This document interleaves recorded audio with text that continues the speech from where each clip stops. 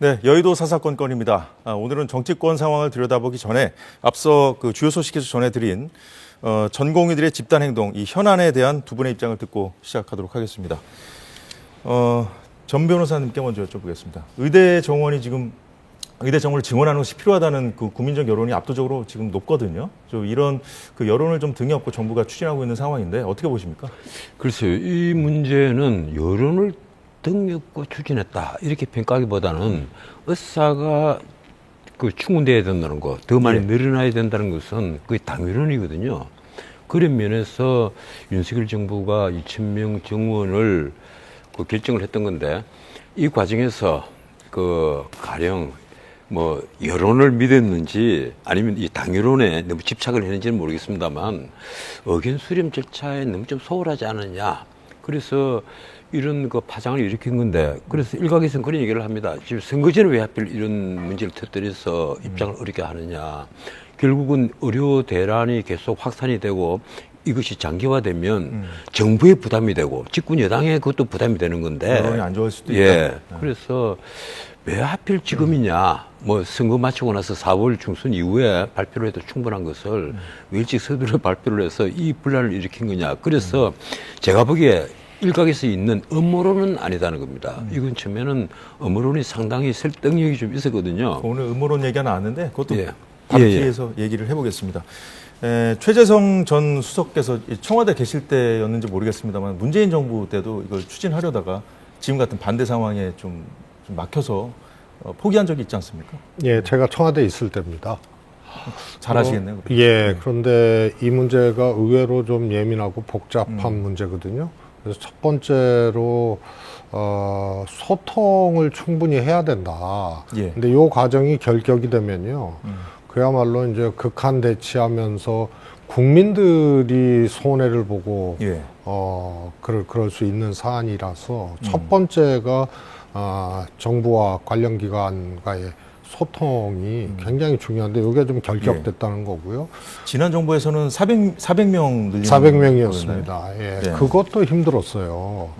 그래서 그때 조금 보류를 하면서 협의체를 만들어서 향후에 이 협의체에서 관련된 사안을 논의하고 진행하는 걸로 했는데 이 정부에서 그런 과정들을 전부 무시를 하고. 그 지난 정부 때 그 협의했던 상황이 좀 이어지는 상황이었나요? 아니면 완전히 끝났었던 건가요? 지난 아니, 이제 그게 그러니까 진행형 사안이었죠. 그래서 진행형이었다. 중요한 거는 그 협의체, 예. 협의 틀 있지 않습니까? 이 속에서 좀 다뤄지면서 소통도 하고 조율도 하고 했어야 되는데 이게 좀 못내 아쉽다는 생각이 들고요. 그다음에 두 번째로는 이게 요 증언이 몇 명이냐 요 문제로만 이게 천착해서는 안 되거든요. 오늘 윤석열 대통령도 그 2,000명이 규모가 어떠냐 좀 논란거리인 것 같습니다만은 최소한의 확충 규모다. 또 오늘 이렇게 강조를 했어요, 대통령이시죠? 조금 입장이 다른데요. 한꺼번에 2,000명 이것이 과연 적절한지도 조금 가늠을 해봐야 되고요. 이런 게 바로 관련 단체하고 좀 논의하고 소통해야 될 내용이라고 보고요. 그다음에 말씀드리다 말았는데요. 이게 이제 필수 의료 분야 이쪽 이제 소아과라든가 이런 분야에 대한 이제 정책이 또 같이 결합이 돼야 되고요. 또 공공의료 시설 확충이라든가. 그래서 단순히 숫자 갖고 2,000명이냐 아니면 또 민주당이 얘기하듯이 2,000명 불렀다가 나중에 줄이면서 타협할 거다 정치쇼다 요렇게만 볼 것이 아니고 다른 정책하고도 이게 같이 진행이 되지 않으면은 사실 이게 숫자만 가지고 갑론을 박하고 숫자의 전쟁이 돼버리면 이거는 더 곤란하고 적절치 않은 거거든요. 이런 점들이 좀 아쉽습니다. 제가 보기 대해서 한 말씀만. 그 여야의 공방도 이 사안 관련해서 좀 이어지고 있는데 그거 잠시 듣고 말씀 듣겠습니다. 의대 정원 확대를 둘러싸고 논란이 심각하고 우리 국민들의 걱정이 많습니다. 도저히 수용할 수 없는 요구를 던진 다음에 혼란과 반발을 극대화시켜서 국민들의 관심을 끌어모은 연후에 누군가가 나타나서 이거를 규모를 축소하면서 원만하게 타협을 끌어내는 그런 정치쇼를 하려는 거 아니냐. 연간 2,000명을 지금 당장 증원을 하면 지금 현재 의대들이 이 2,000명을 수용할 수 있습니까? 애초에 정원 규모가 발표된 지 2주나 지나서 이러한 주장을 하는 저희가 무엇인지 묻지 않을 수 없습니다. 하지만 이번 업무로는 의사와 정부를 갈라치게 하고 의대 정원 확대와 의료개혁을 방해한다는 점에서 국민의 생명과 건강을 위협하는 아주 해로운 업무론입니다. 민주당의 존재 목적이 국가와 국민의 안녕이 아니라 오로지 선거 승리에만 있다고 선언하는 것과 다르지 않음을 명심하시기 바랍니다.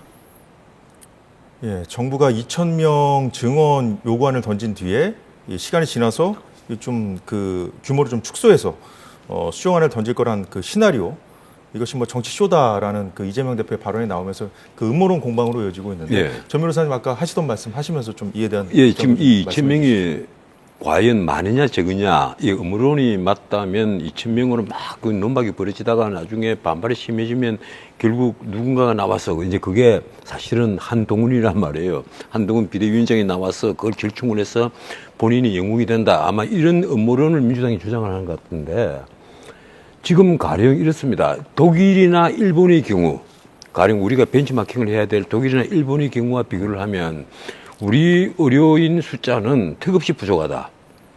그리고 과거에 지금 대학의 수용 능력을 따지는데 서울대 의대 같으면 오히려 정원을 절반 정도 줄였단 말이에요. 그런데 오늘 윤 대통령이 그 국무회의에서 한 말은 그렇습니다. 2031년대에 졸업생이 나온다. 예. 그리고 이 친구들이 트레이닝을 받아서 그 전공의를 다 마치고 일선에 투입이 돼서 제대로 된 필수 의료 담당 체계를 다 갖추려면 2035년이 돼야 된다. 예. 앞으로 이것이 11년 뒤다. 응? 그래서 우리가 지금 서둘러도 부족하지 않느냐. 이것은 그 우리가 어떤 의도를 가지고 예. 한 그런 일이 아니다. 이제 이런 얘기를 하는데, 문제는 그렇습니다. 저는 지난번부터 제가 물론 뭐 다른 방송에서 한 얘기입니다만은 피부과 성형외과 이런 쪽으로만 계속해서 인기 있는 과로만 의사들이 몰려간단 말이에요. 그래서 가령 소아과 이런 데 의사들이 절대적으로 부족한 곳에 수가를 좀 올려서 이렇게 인력 분산 정책을 좀 펴야 되지 않느냐. 그리고 서울과 지방 간에 가령 공공의료 체계가 그 차이가 난다면 지방과 서울 간에도 도농 간에도 예. 더 나아가서 도농 간에도 수가를 좀 차이가 나게 해서 의료를 평준화시키는 거, 가령 이렇습니다. 교육과 의료, 이런 국가가 제공하는 시스템은 서울에서 하나, 시골에서 하나, 그리고 서울에서도 강남에서 하나, 강북에서 하나 다 똑같은 효과를 누려야 되는데, 예. 우리가 교육은 서울과 지방이 다르고 서울에서는 강남과 강북이 다르단 말이에요. 의료 체계도 그래서는 안 된다는 겁니다. 그래서 그런 점을 함께 좀 같이 논의를 해서 정부가 정책을 만들었으면 이번과 같은 집단적인 반발은 조금 예. 그 약화시킬 수 있지 않겠느냐, 이런 생각을 합니다. 일단 뭐 내년이면 우리나라도 초고령 사회로 진입을 한다는데, 그에 따른 어떤 의사 부족 상황 이런 것들에 좀 미리 좀 대비하기 위한 그런 면이 좀 강해 보이는데요. 지금 이게 사실 지금 그 앞서 들은 그 여야 그 대표와 원내대표 발언인데, 지금 사실 그 서로 이제 그 선거에 이용하려는 거 아니냐, 이런 비판을 하고 있는 것 같거든요. 우선은 어떻게 봐야 돼요?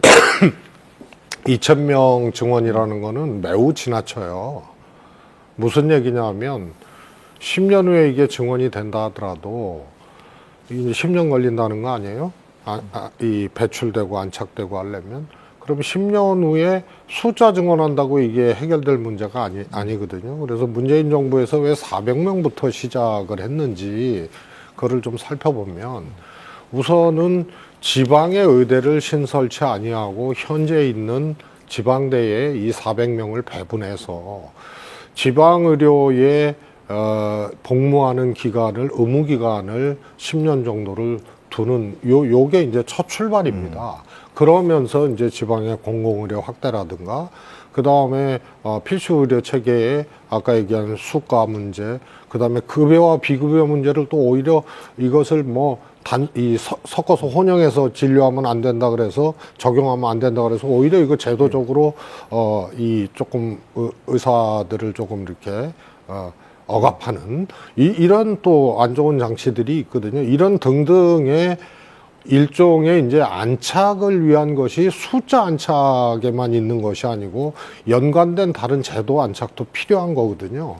그래서 2,000명을 갑자기 이렇게 하고 10년 후에 2,000명 했을 때 모든 체계가 짠 갖춰진다 이런 것은 있을 수가 없는 일이죠. 그래서 숫자에 매우 너무 지나친 포커스를 감이 맞추면 있어요. 다른 것들을 좀 등한시하게 될 수 있다는 그런 말씀이세요? 그렇습니다. 당장 이 필수 의료 체계의 수가 문제라든가 이거 어떻게 할 것이고, 그 다음에 공공의료 체계라는 게 특히 지방의료 같은 경우에 이게 그냥 공공의료 시설이라든가 이런 것들을 지금 계획해도 10년 후에 이게 될지 안 될지도 모르는 문제고요. 또 지방에서 의무 복무 기간을 지난 다음에 또 이분들이 다 수도권으로 올라올 가능성이 크거든요. 그랬을 때 이제 대책도 마련해야 수요 되는 공급의 문제를 어떻게 할 거냐.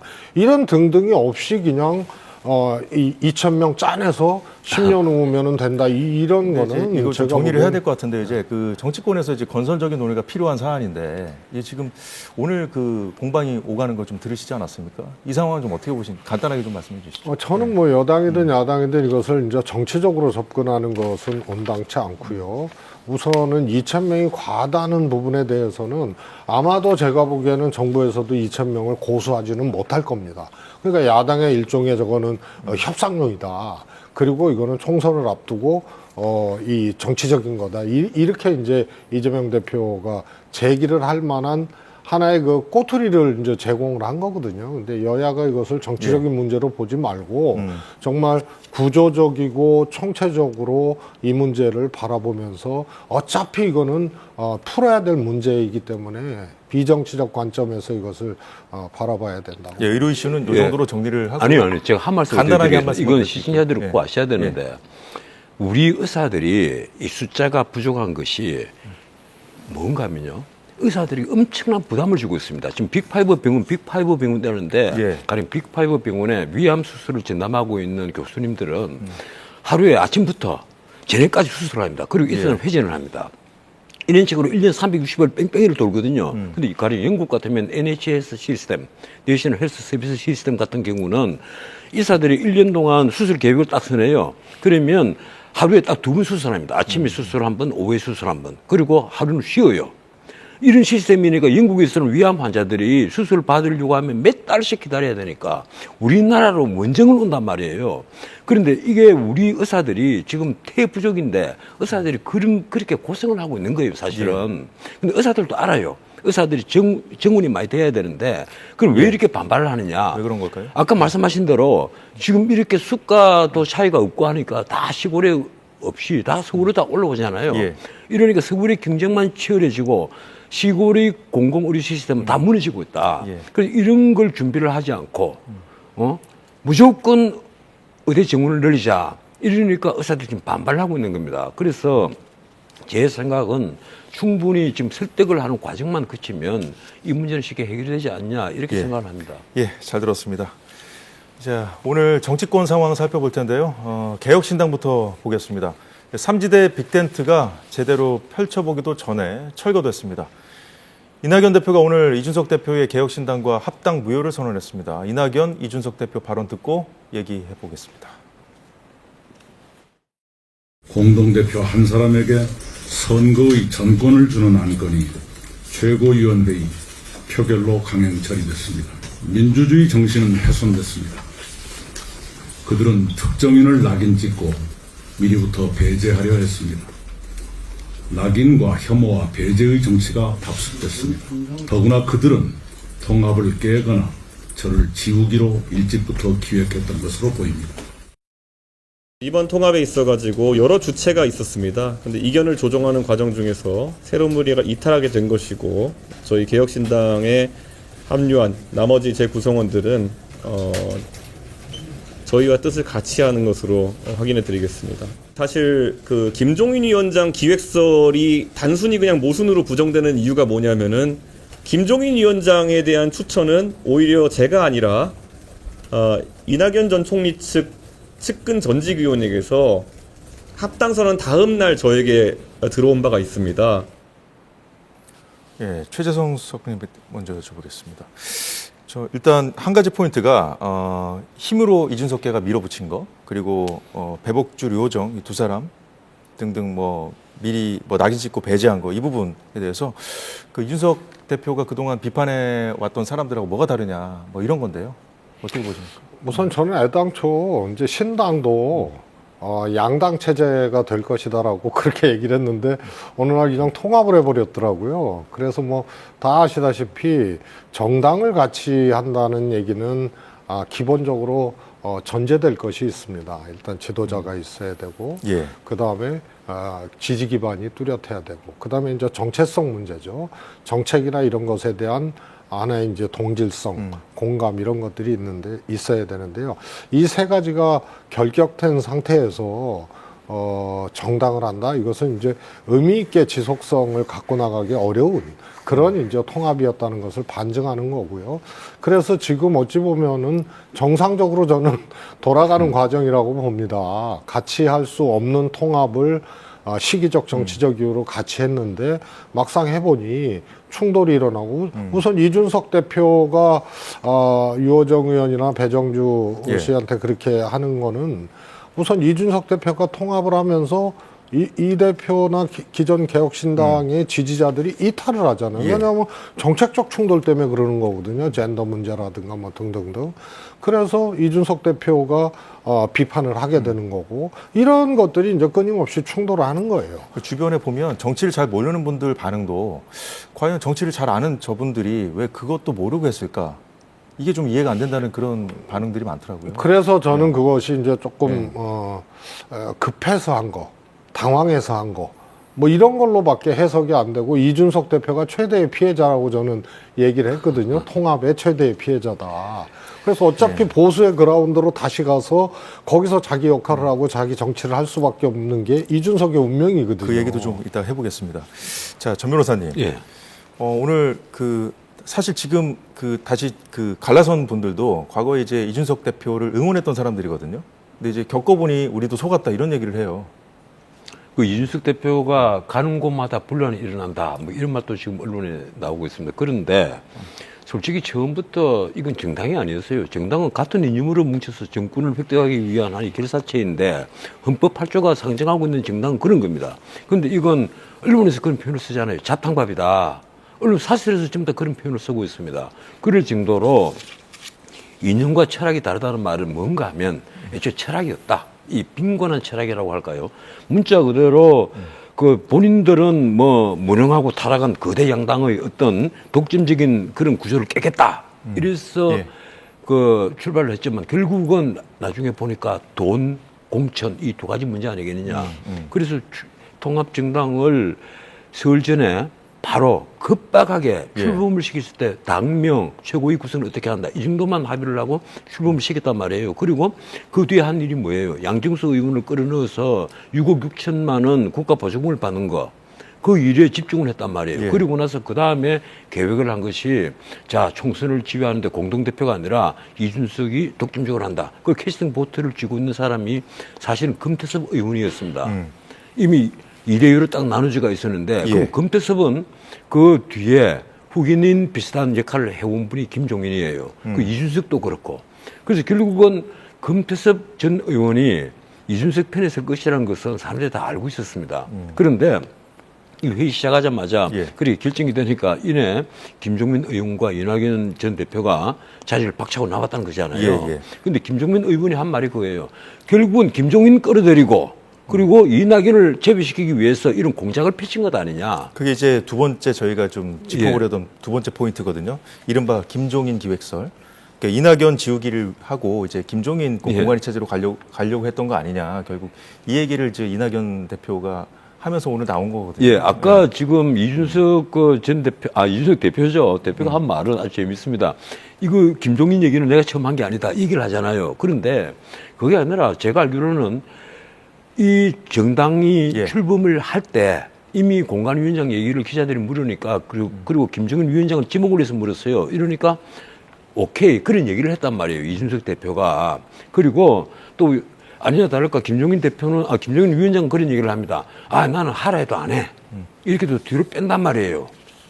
그래 결국은 제가 보기에는 이 통합 그 정당에 이 개혁신당이나 통합정당에 김종인 그 공관위원장이 해서 그 대중의 또 주목을 받는 그런 공천을 좀 하려고 했는데 그게 이번에 이낙연 그 전 대표가 결국 깨면서 실패로 돌아간 것 아니냐. 제가 보기에는 그렇습니다. 결국 모두가 망했다. 그리고 그럴 수밖에 없는 게요. 예. 어차피 지지도가 계속 내려오고 있었어요. 알겠습니다. 그래서 예. 나는 정리해 주시죠. 멀쩡한 사람들이 이준석과 함께 순장당하는 거다. 저는 그렇게 표현을 하겠습니다. 저희가- 정치적으로 순장당하는 거예요, 이게요.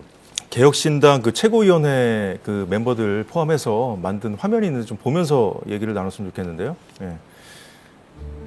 사실 이낙연 지우기 하려는 것 같다는 이 이낙연 대표의 발언, 이낙연 대표 측 발언이 나온 이유가 사실 그 김종인 그 공관위원장으로 좀 모시고 싶다는 이준석 대표가 그 김종인이라는 인물에 초점이 맞춰져서 그렇지 그 어제 그 최고위 회의 그 사태를 겪고 나서 그 어제 오후에 지금 보시면 이낙연 대표 측 쪽에 이제 그 최고위원 회의 참석하는 멤버가 이낙연 대표하고 김종인 최고위원 2명인데 이 두 사람이 나가면 저 공석을 그 이준석계로 채우면 된다 이런 얘기를 했다고 해요. 보도도 됐고요. 그래서 이런 부분들이 좀 반발을 더 좀 부른 게 아닌가 싶은데요. 아니 원래 근본적으로 같이 할 수 없는데 하잖아요.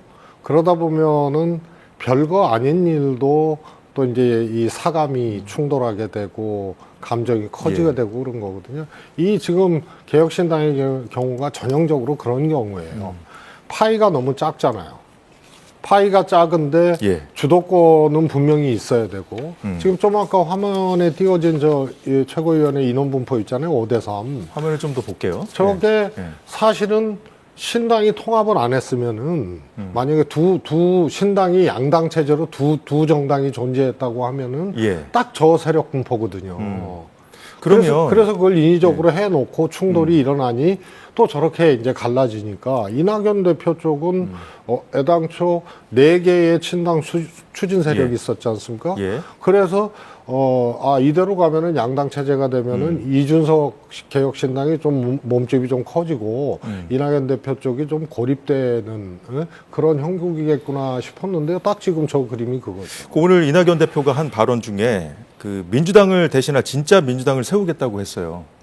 결국 그러면 이 이준석계하고 이낙연계가 공이 차라리 그냥 찢어져서 뭐 보수신당이나 진보신당으로 가는 것이 더 낫겠다는 생각을 내심 그동안 하면서 어설프게 좀 손을 잡았던 게 아닌가 하는 생각도 들고요. 그러니까 왜 했느냐가 해명이 안 되잖아요.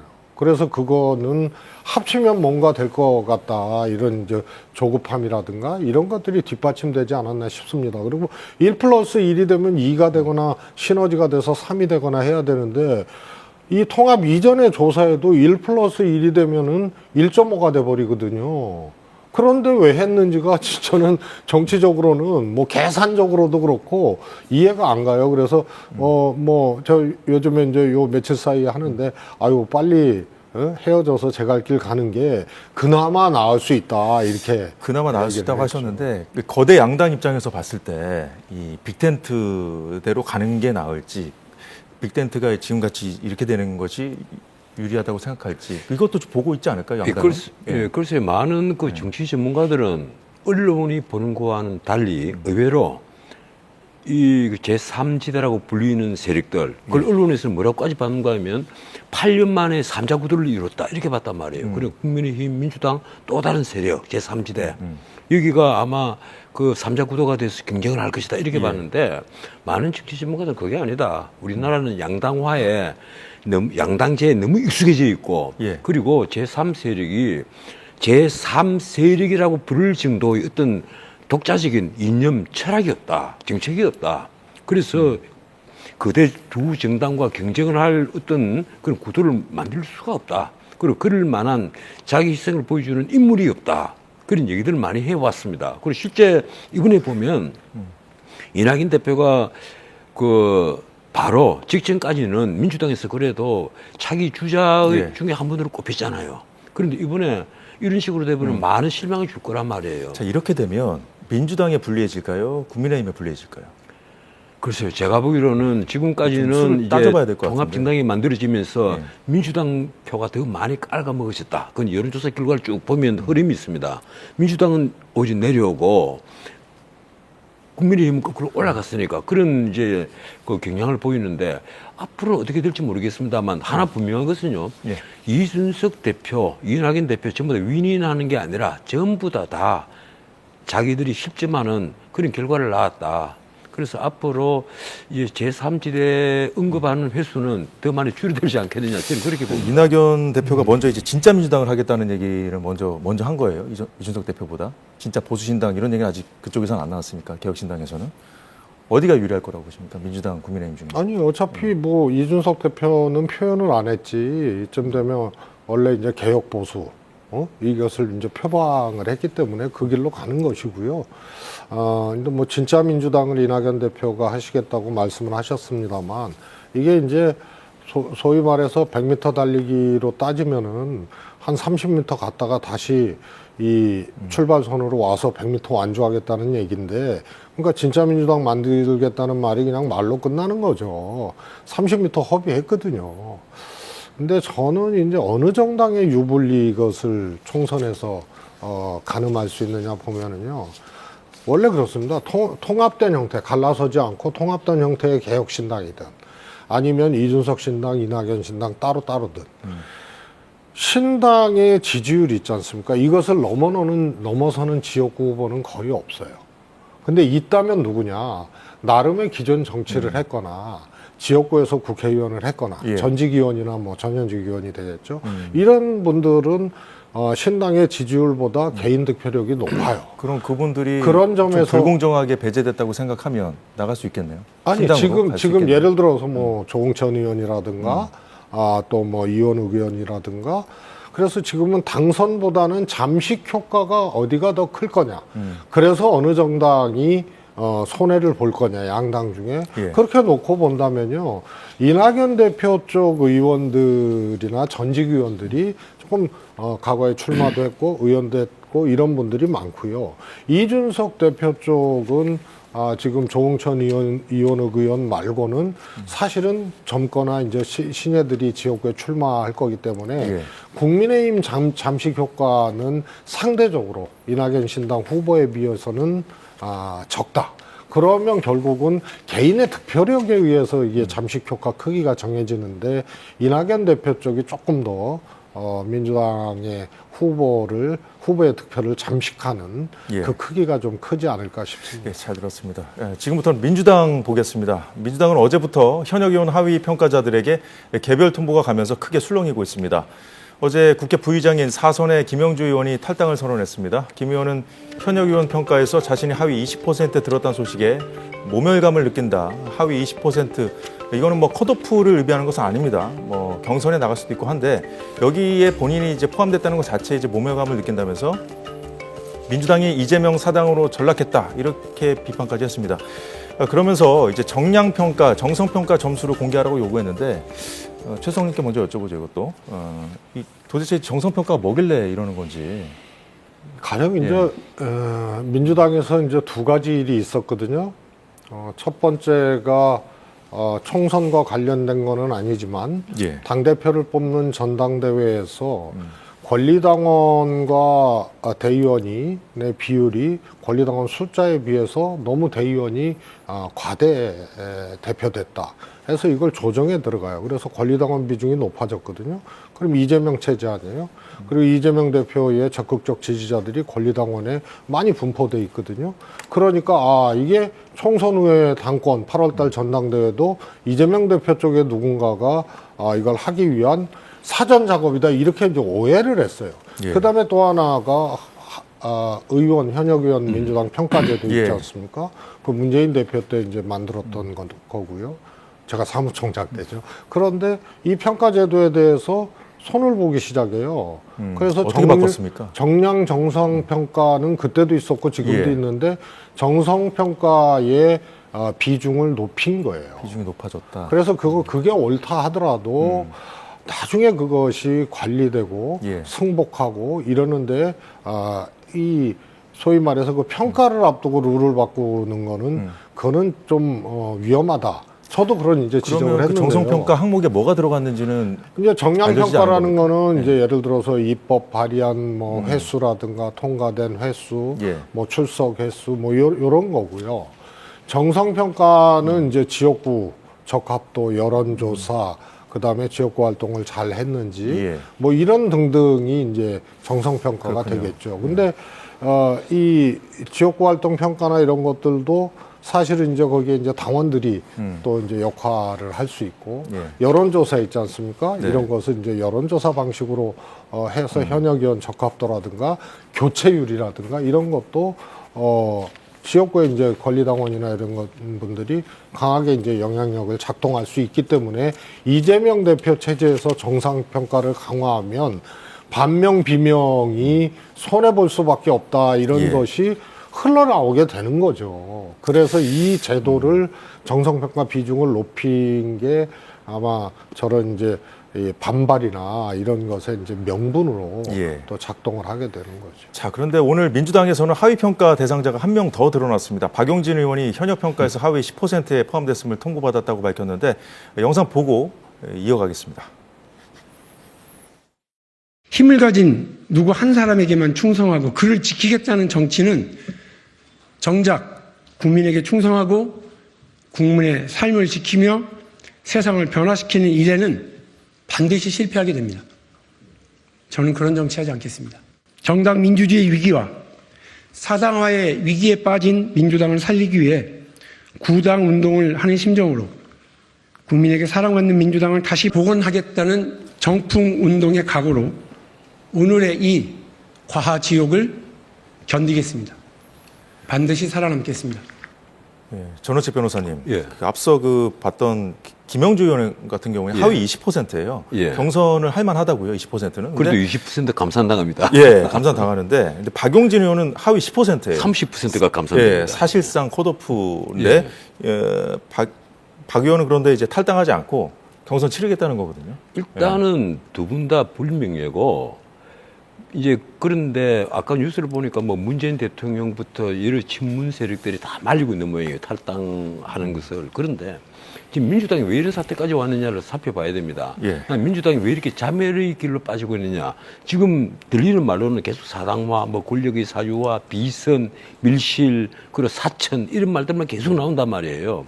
이것이 시스템 공신이라고 얘기를 하는데도 들리는 말은 사천이다, 밀실에서 결정했다, 뭐 온갖 얘기가 나오는 거예요. 그 말은 뭔가 하면 지금 공천을 하는 잣대 그리고 의혹의 중심에 뭐가 있는가 하면 이재명 대표의 사법 리스크, 또 하나는 친명이냐 아니면 친문이냐 아니면 친문, 근데 비명이냐, 이것으로 공천의 잣대가 흔들린다. 공천의 잣대가 딱 가운데 서 있는 것이 아니라 친명은 이쪽으로 가고 그리고 친문은 이쪽으로 공천의 잣대가 가버린단 말이에요. 이러니까 당장 김영주 의원도 반발을 하고 뭐 박용진 의원 같으면 화가 나겠죠. 특히 김영주 의원 같으면 그럽니다. 내가 해마다 항상 최우수 의원으로 뽑히고 했는데 언론이 그렇게 날 뽑아주는데 내가 어떻게 하위 20%냐. 그리고 박용진 의원은 내가 대선 후보로 이재명과 경쟁을 하고 그리고 당권을 두고 이재명과 경쟁했기 때문에 나를 이렇게 하는 것이 아니냐. 누구나 그런 의혹을 다 갖고 있단 말이에요. 그래서 내가 보기로는 이런 결과가 계속 쌓여가면 좀 그렇습니다. 전부 다 승복을 하지 못한단 말이에요. 반면 국민의힘은 가령 이번에도 험지 출마하라고 했는데 과거와는 달리 김태호도 서병수도 조혜진도 다 승복을 하고 오늘 박진희가 전 장관도 가는 걸 승복을 수락했죠. 했잖아요. 그리고 가령 컷오프된 김승태도 다 승복을 한단 말이에요. 그런데 지금 민주당은 모두 다 불만인 거예요. 가령 노웅래에게 뭐 전화를 하고 뭐 누구에게 전화를 하고 이러니까 이수진 뭐 기동민 이런 사람이 전화하니까 당신에게 리스크는 리스크가 아니고 우리에게 이런 리스크는 리스크냐. 이런 반발이 지금 쏟아지고 있는 거예요. 문제는 그렇습니다.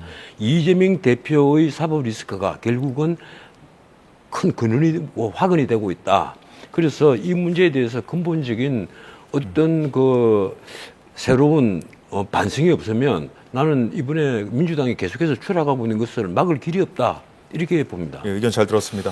김영주 의원이 또 제기한 게 지역구에서 이 당이 돌린 여론조사 문구가 공정하지 못하다는 겁니다. 민주당 내에서는 지역구 현역 의원이 배제된 정체불명의 여론조사들을 두고도 파열음이 커지고 있습니다. 해당 조사들이 친문 등 비명계가 현역으로 있는 지역구에서 현역 의원은 빼고 주로 친명 원외 인사들을 포함했기 때문인데요. 지금 화면에 보시다시피 최수영님. 보면 이 대표적인 어떤 86 정치인들, 상징적인 인물들 아니겠습니까? 근데 대신 여기에 이제 들어갈 것으로 지금 그러니까 비명계에서 이제 문제를 제기하는 분들은 이제 친명 원외 인사들이거든요. 네. 이 상황 어떻게 보죠? 민주당이 지금 노란불이 아니고 완전히 빨간불이 켜졌어요. 정말 비상해요. 그리고 여기서 수습과 반전을 하지 못하면 주저앉는 거거든요. 매우 우려스러운 상황인데 바로 그겁니다. 실제로 반명이라고 불려지는 의원들이 지역구도 관리 못하고 또 현역 의원으로서 제대로 활동도 못하고 객관적으로 그런 분이 있을 수도 있어요. 그런데 그 지역에 친명을 거론하고 친명을 넣으려고 한다. 이게 반명 죽이고 친명 꼽으려고 한다는 프레임에 딱 맞아 들어가게 되면은 문제 있는 현역 의원이 반명이라는 이유로 문제가 있어도 그 프레임 속에서 저항하게 되는 거고 문제 제기하는 거거든요. 예. 그래서 명분이 굉장히 중요하고 명분을 강하게 만들기 위해서는 매우 디테일해야 돼요. 그런데 칼질을 하고 그 자리에 친명을 꼽는다 이러면은 딱 맞아 떨어지는 거기 때문에 오해를 넘어서서 이거 친명 꼽기 맞구나 이렇게 가는 거예요. 그럼 그걸 바라보는 국민들이 민주당에게 상대적 신뢰를 철회하게 되는 거죠. 그래서 최근에 민주당이 하강 곡선을 뚜렷하게 긋고 있는 원인으로 작용을 하는 거예요.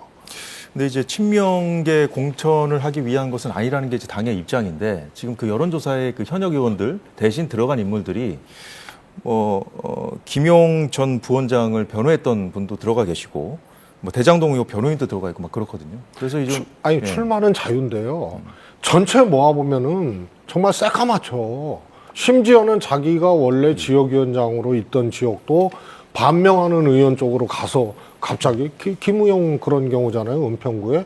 그다음에 경남에서 했던 양문석 그런 경우고 이재명 대표 특보 출신들도 A 지역을 선택했다가 갑자기 반명 있는 B 지역으로 틀거나 이런 걸 숫자로 따지면 많거든요.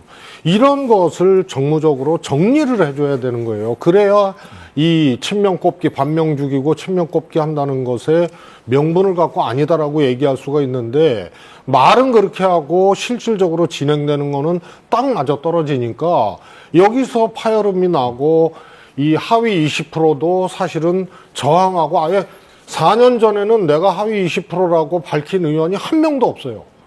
보안도 센 적이 없고 지금은 이런 과정이 다 연관돼 있기 때문에 하위 20% 의원 스스로가 이것에 대해서 밝히고 저항하고 하는 거 아닙니까? 이게 이런 거다고 연관이 있어요. 또 하나 말씀드리고 싶은 거는 이재명 대표 리스크 얘기했잖아요. 리스크 있죠. 그러나 우리는 부당하다고 하는 거죠. 이재명 대표에 대한 탄압이라고 하는 거죠. 그런데 대표를 포함해서 사무총장, 공천의 핵심적인 역할을 하고 있는 이 대표 포함한 친명 핵심들 있잖아요. 여기는 자기 경쟁자들을 자격심사 과정에서부터 제거해버려요. 그래서 여기서 오히려 그 리스크를 없애고 명분 갖고 공천 상황을 객관적으로 정리해낼 힘을 가지려면 헌신을 해야 되는데 이 헌신은커녕 오히려 오만하게 하니까 친명계 지도부 핵심들의 헌신이 통제가 필요하다. 안 되고 관리가 안 되는. 이미 저희 코너 시간은 다 썼는데 제가 한 30초만 얘기를 하겠습니다. 짧게 부탁드리겠습니다. 이번에 한번 보세요. 명색이 정치학자 출신인데 임육배 공관위원장이 윤석열 정권 출범에 책임 있는 사람 책임 묻겠다는 식으로 얘기했잖아요. 그럼 그게 누구겠습니까?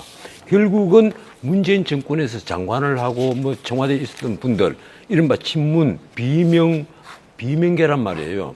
그래서 내가 보기에는 이번 공천은 근본적으로 나는 사친이라는 의혹이 너무 많다. 그래서 이 문제가 해결되지 않으면 아까 우리 최 의원 말씀하신 대로 민주당은 계속해서 추락할 수가 있다. 이 말씀을 드리겠습니다. 잘 들었습니다. 눈물 이 정도로 날 마무리하겠습니다. 지경입니다. 정말 큰일 났어요. 제가 오늘 그 여의도 코너는 그 전원책 변호사 그리고 최재성 청와대 정무수석과 함께했습니다. 오늘 말씀 고맙습니다. 고맙습니다.